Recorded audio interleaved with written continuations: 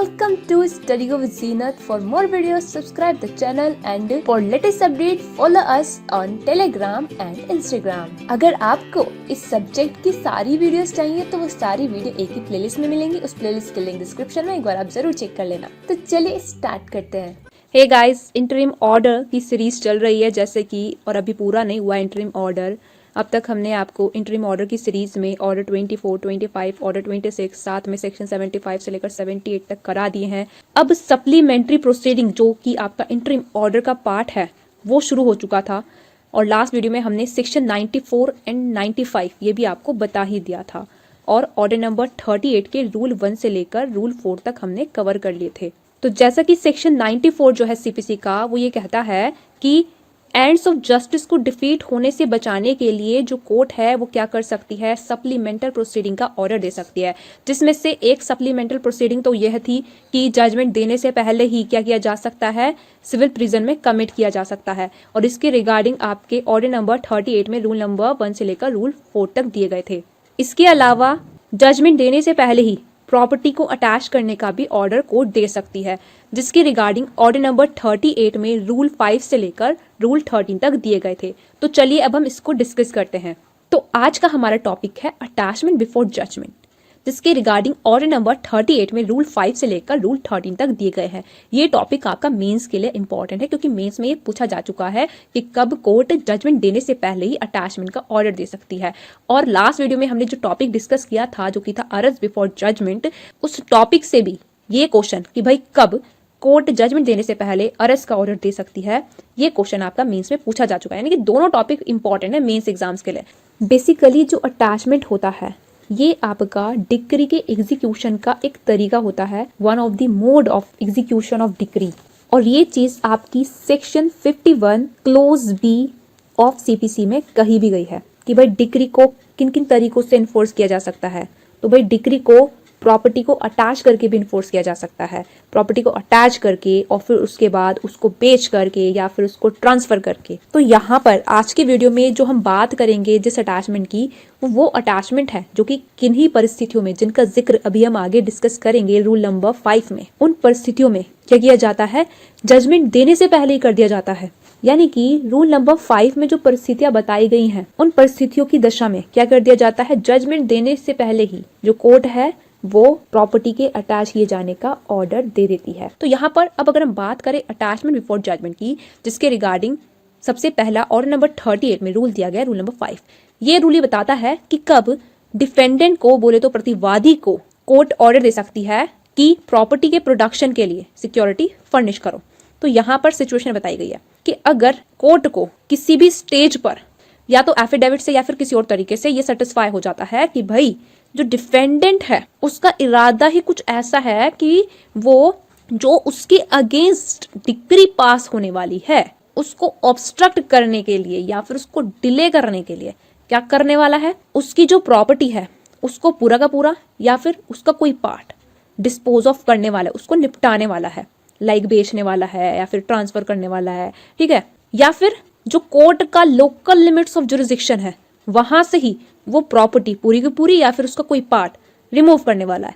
तो इन दोनों में से अगर कोई सिचुएशन एग्जिस्ट करती है तो ऐसी परिस्थिति में तो जो कोर्ट है वो क्या कर सकती है, वो डिफेंडेंट को डायरेक्ट कर सकती है कि भाई उस टाइम के अंदर जो कि कोर्ट ने फिक्स किया है, डिफेंडेंट क्या करे, सिक्योरिटी फर्निश करे इन सच सम जो कि कोर्ट ने अपने ऑर्डर में स्पेसिफाई किया है।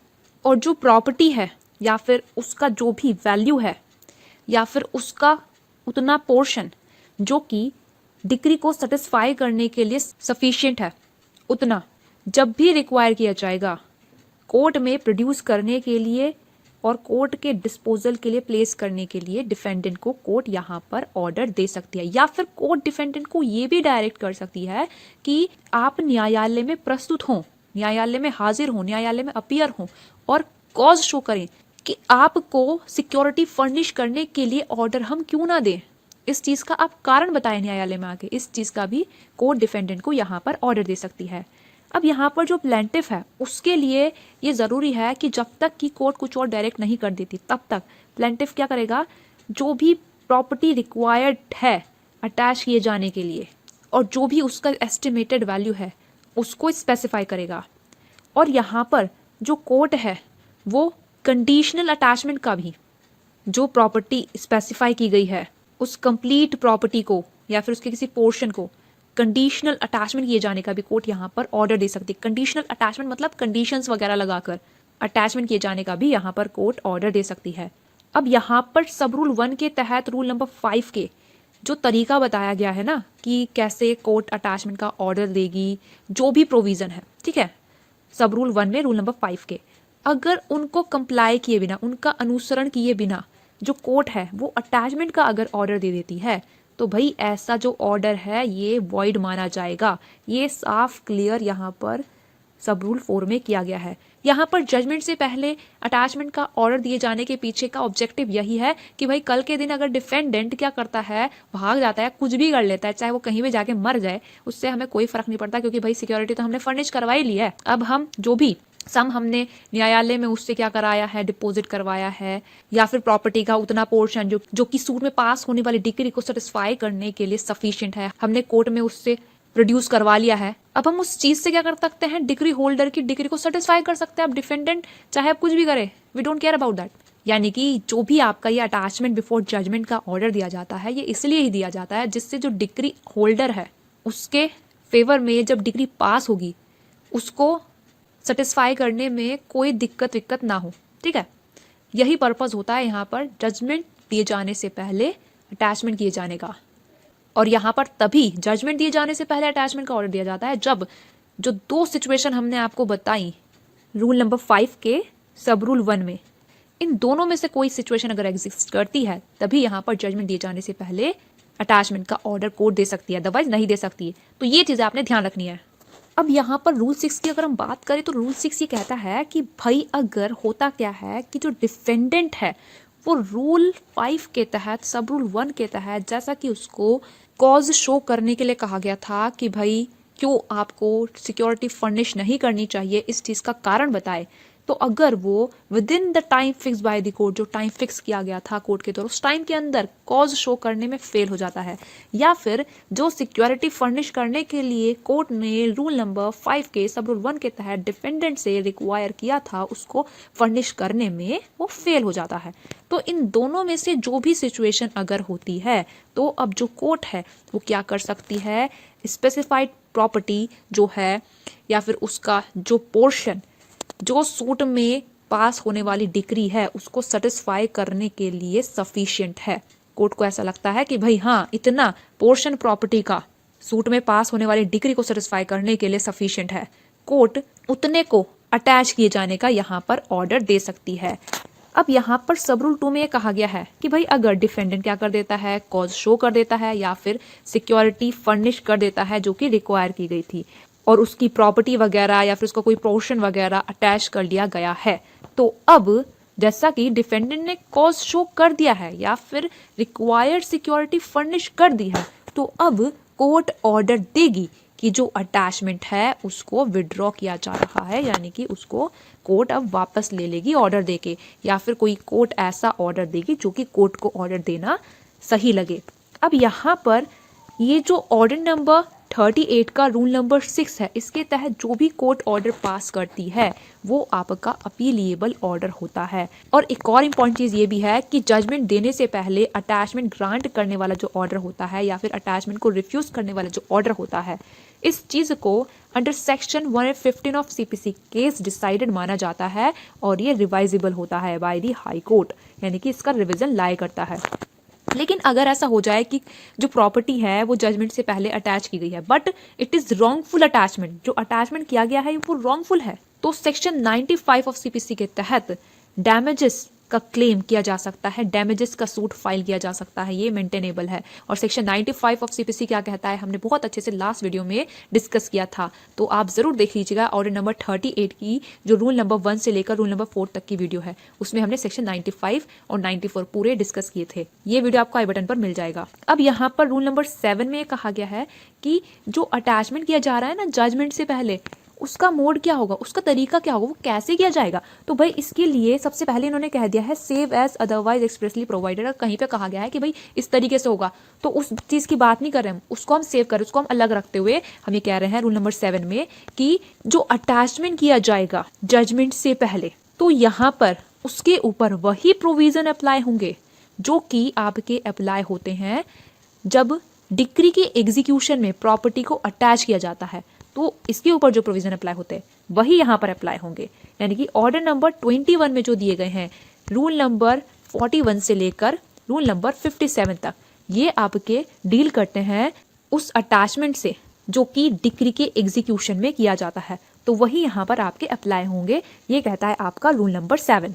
और स्टार्टिंग में ही मैंने आपको बता दिया था कि जो अटैचमेंट है वो under section 51 clause B of CPC decree के एग्जीक्यूशन का एक मोड है, एक तरीका है, और इस तरीके को गवर्न करते हैं ऑर्डर नंबर 21 के रूल नंबर 41 से लेकर रूल नंबर 57 तक के प्रोविजन। तो यही आपके प्रोविजन यहाँ पर अप्लाई होंगे उस अटैचमेंट के ऊपर जो कि जजमेंट से पहले किया जा रहा है। और यहाँ पर रूल 8 में सिंपल सी बात ये कही गई है कि भाई अगर जजमेंट से पहले ही प्रॉपर्टी अटैच कर ली गई है तो उसका अगर कोई क्लेम कर रहा है तो उस क्लेम को कैसे एडजुडिकेट किया जाएगा, भाई उसको उसी तरीके से एडजुडिकेट किया जाएगा जैसा कि for the payment of money जो डिक्री होती है उसके एग्जीक्यूशन में अगर प्रॉपर्टी अटैच की जाती है तो उसके संबंध में अगर कोई क्लेम किया जाता है, कोई दावा वगैरह किया जाता है, तो उसको जिस तरीके से उस दावे को जिस तरीके से जुडिशियली डिटरमाइन किया जाता है, जिस तरीके से एडजुडिकेट किया जाता है, वही तरीका यहाँ पर आपका अप्लाई होगा। यानी कि ऑर्डर नंबर 21 में आपका रूल नंबर 58 दिया गया है तो वही यहाँ पर अप्लाई होगा, वही प्रोविजन यहाँ पर लग जाएंगे। सिंपल सी बात आपका रूल नंबर 8 कहता है। अब यहाँ पर रूल नंबर 9 क्या कहता है? रूल नंबर 9 ये कहता है, ये बताता है कि भाई कब आपका अटैचमेंट रिमूव कर दिया जाएगा। दो सिचुएशन है, पहली तब जब डिफेंडेंट क्या करता है, जो रिक्वायर्ड सिक्योरिटी वगैरह है together with the security for the cost of the attachment वो कोर्ट में फर्निश कर देता है। तो इस सिचुएशन में जो अटैचमेंट किया गया है वो रिमूव कर दिया जाएगा, वो विड्रॉ कर दिया जाएगा कोर्ट के द्वारा, या फिर तब जब सूट ही क्या हो जाता है, डिसमिस हो जाता है। तो इतनी सी बात आपका रूल नंबर 9 कहता है। एंड यहाँ पर रूल 10 ये कहता है कि भाई अगर जजमेंट से पहले ही अटैचमेंट कर लिया गया है तो भाई इस चीज का उस पर्सन के ऊपर जो कि सूट की पार्टी नहीं है, बट अगर उसका अटैचमेंट से पहले कोई राइट एग्जिस्ट करता है तो उसके उस राइट के ऊपर कोई इफेक्ट नहीं पड़ेगा इस चीज का। जजमेंट से पहले अटैचमेंट कर लिया गया है तो इस चीज का उसके उस राइट के ऊपर जो कि अटैचमेंट से पहले उसका एग्जिस्ट करता था कोई इफेक्ट नहीं पड़ेगा। और यहाँ पर ये भी बात कही गई है कि अगर कोई पर्सन डिफेंडेंट के अगेंस्ट डिक्री होल्ड किए हुआ है, यानी कि मान लो ए बी सी पर्सन है, यहाँ पर केस चल रहा है ए और बी के बीच में, और सी के पास तो पहले ही बी के अगेंस्ट डिग्री है और बी की प्रॉपर्टी मान लो एक्स वाई जेड ऐसे करके कोई प्रॉपर्टी है, इसको अटैच कर लिया गया है जजमेंट से पहले इस केस में। तो भाई अब यहाँ पर जो सी के फेवर में डिग्री आ रखी है बी के अगेंस्ट, तो यहाँ पर उसकी एग्जीक्यूशन में क्या किया जा सकता है, इस प्रॉपर्टी को अटैच एंड सेल करवाया जा सकता है। इस चीज के ऊपर यहाँ पर ये जो अटैचमेंट किया जा रहा है कोई इफेक्ट नहीं डालेगा। जजमेंट से पहले इस केस में जो अटैचमेंट किया जा रहा है वो इस थर्ड पर्सन के राइट के ऊपर कोई इफेक्ट नहीं डालेगा। यानी कि no bar any person holding a decree against the defendant from applying for sale of the property under attachment in execution of such decree। अब अगर हम बात करें री अटैचमेंट की तो यहाँ पर रूल 11 ये कहता है कि भाई अगर जो प्रॉपर्टी है वो अंडर अटैचमेंट में है, मतलब अटैच की गई है, और जो डिक्री है वो सब्सिक्वेंटली प्लेंटिफ के फेवर में पास हो गई, तो अब दोबारा से उस प्रॉपर्टी को एग्जीक्यूशन के लिए क्या नहीं करने की जरूरत है, अटैच करने की जरूरत नहीं है। ठीक है, फ्रेश अटैचमेंट की जरूरत नहीं है उस प्रॉपर्टी के। अब रूल नंबर 11A जो है वो सिंपल बात ये कहता है कि यहाँ पर जो अटैचमेंट किया जा रहा है ना जजमेंट से पहले, उसके ऊपर ऑर्डर नंबर 21 के वो प्रोविजंस लगेंगे जो कि भाई आपके डिक्री के एग्जीक्यूशन में जो अटैचमेंट किया जाता है उसके ऊपर अप्लाई होते हैं। यानी कि ऑर्डर नंबर 21 में जो आपके रूल नंबर 41 से लेकर रूल नंबर 57 तक दिए गए हैं वही यहाँ पर अप्लाई होंगे। अब यहाँ पर रूल 12 की अगर हम बात करें तो इसमें सिंपल सी बात ये कही गई है कि जो भी आपके खेती वगैरह के प्रोड्यूस होते हैं, एग्रीकल्चरल प्रोड्यूस होते हैं जो कि एग्रीकल्चरिस्ट की पोजेशन में होते हैं, ये आपके अटैचमेंट के सब्जेक्ट नहीं होंगे। यानी कि इनको अटैच और इनका प्रोडक्शन नहीं करवाया जाएगा। इस चीज़ से इनको एग्जाम्पशन मिला हुआ है, यानी कि अटैच नहीं करवाया जाएगा इनको। और इसके अलावा सेक्शन 60 है सीपीसी का, जहाँ पर बताया गया है कि क्या क्या चीज़ें अटैचमेंट का सब्जेक्ट नहीं होंगी, अटैच नहीं की जाएंगी। तो इन सब चीज़ों को हमेशा ध्यान रखना है। एंड लास्ट रूल जो है, रूल नंबर 13, वो सिंपल सी बात ये कहता है कि यहाँ पर जो प्रोविजंस दिए गए हैं ना ऑर्डर नंबर 38 में, ये स्मॉल कॉज कोर्ट को इमूवेबल प्रॉपर्टी के अटैचमेंट के लिए एम्पावर करने वाले नहीं समझे जाएंगे। तो इतनी सी बात यहाँ पर रूल नंबर 13 में कही गई थी। तो ये सारे रूल नंबर 5 से लेकर रूल नंबर 13 तक दिए गए थे ऑर्डर नंबर 38 में अटैचमेंट बिफोर जजमेंट से रिलेटेड। नेक्स्ट वीडियो में हम ऑर्डर नंबर 39 के कुछ प्रोविजन डिस्कस करेंगे जो कि टेम्पररी इंजंक्शंस एंड इंटरलोक्यूटरी ऑर्डर्स से संबंधित है। अगर आपको जो भी हमने सब्जेक्ट पढ़ा दिए हैं यूट्यूब पर, उन सभी सब्जेक्ट का पीडीएफ नोट्स चाहिए अलग अलग, तो वो आप खरीद सकते हैं। खरीदने से पहले आपने क्या करना होगा, ये हमारा चैनल है यूट्यूब पर, इसको विजिट करना होगा। जैसे ही आप इस चैनल को विजिट करेंगे, इसके बाद आप स्लाइड करके इधर जाना अबाउट वाले सेक्शन में। जब आप अबाउट वाले सेक्शन में जाएंगे तो यहाँ पर आपको जानकारी मिलेगी कि अभी फिलहाल कौन कौन से सब्जेक्ट जो हमने पढ़ाए हैं उनके पीडीएफ नोट्स अवेलेबल हैं। तो अभी आपके आईपीसी एंड एविडेंस के पीडीएफ नोट्स अवेलेबल हैं, जिनको आप खरीद सकते हैं। और खरीदने के लिए आपको मेल करना होगा हमारे ईमेल एड्रेस पर, जो कि हमने यहाँ पर मेंशन कर दिया है। अभी हम सीपीसी के नोट्स तैयार कर रहे हैं। जैसे ही वो तैयार हो जाएंगे तो यहाँ पर हम सीपीसी को भी ऐड कर देंगे। फिर उसके बाद हम सीआरपीसी के नोट्स अगर तैयार करते हैं और वो तैयार हो जाएंगे पूरे, तो उनको भी हम यहाँ पर ऐड कर देंगे। तो इसलिए जब भी आपको किसी पर्टिकुलर सब्जेक्ट के जो हमने पढ़ाए हैं यूट्यूब पर नोट्स चाहिए होंगे, तो पहले आप अबाउट सेक्शन में चेक कर लेना कि भाई वो सब्जेक्ट के नोट्स अवेलेबल हैं या नहीं। अगर अवेलेबल हैं तो उस सब्जेक्ट के साथ आप हमारे ईमेल एड्रेस पर मेल कर देना कि मैम हमें ये पर्टिकुलर सब्जेक्ट के नोट्स खरीदने हैं। फिर उसके बाद हम आपको जो भी सब्जेक्ट में हमने कंटेंट शामिल किया है उसकी कंटेंट लिस्ट भेजेंगे और साथ ही ये भी बताएंगे कि पेमेंट कैसे करना है। तो इस तरीके से आप हमारे ईमेल एड्रेस पर मेल करके जो भी सब्जेक्ट्स हमने पढ़ाए हैं उनके पीडीएफ नोट्स खरीद सकते हैं। तो आज के वीडियो के लिए बस इतना ही रखते हैं। आई होप आपको वीडियो अच्छा लगा हो। वीडियो अच्छा लगा है तो लाइक करना, चैनल को सब्सक्राइब कर देना और जितना ज्यादा हो सके उतना ज्यादा शेयर भी कर देना।